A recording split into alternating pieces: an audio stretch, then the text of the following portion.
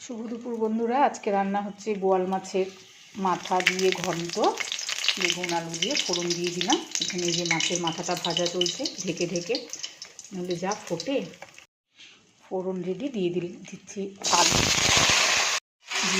আলু, এটাকে একটু ভেজে নেব। আলুটা ভাজা হয়ে গেছে লাল করে, এবার দিয়ে দিচ্ছি পেঁয়াজ বাটা। এটা সুন্দর কষিয়ে নেব। মাছের মাথা এখন ভাজা হয়ে গেছে, পেঁয়াজটা একটু ভাজা ভাজা হয়ে গেছে। এবার দিয়ে দিচ্ছি আদা জিরে লঙ্কা বাটা।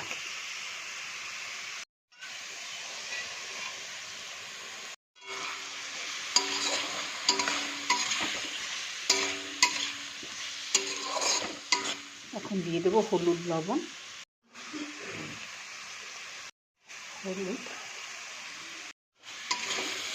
সুন্দর কষিয়ে নেব।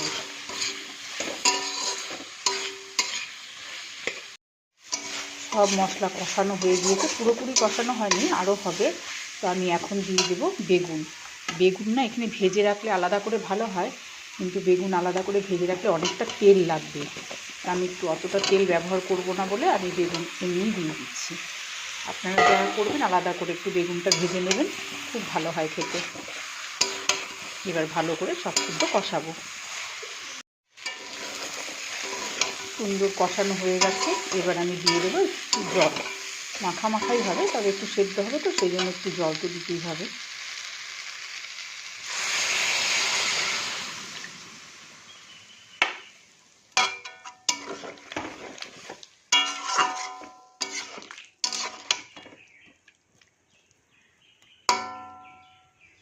এটা এবার কিছুক্ষণ রান্না হোক।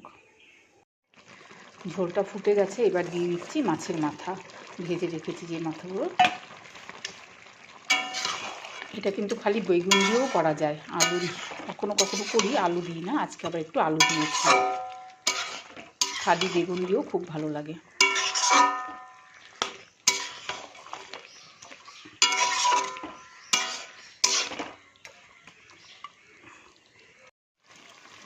রান্না প্রায় রেডি, আমি দিয়ে দিচ্ছি একটু মিষ্টি।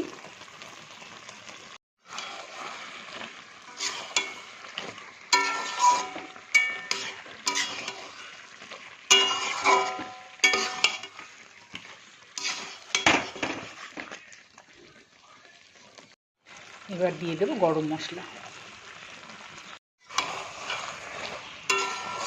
ব্যাস, এবার নেড়ে চেড়ে নিলেই রান্নাটা কিন্তু রেডি।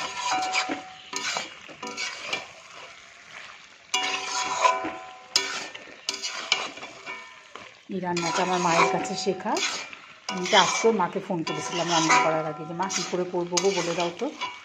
অভ্যাস হয়ে গেছে কোনো রান্না করতে গেলে, এখন আর রোজ করা হয় না, তবুও মাঝে মধ্যে মাকে ফোন করে জেনে নিই, ভালো লাগে বেশ।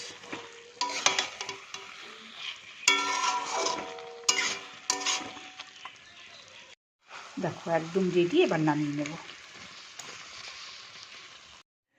রেডি হয়ে গেছে বোয়াল মাছের মাথা দিয়ে বেগুন ঘন্ট। কেমন লাগলো বন্ধুরা আজকে রান্নাটা, অবশ্যই জানিও কিন্তু তোমরা।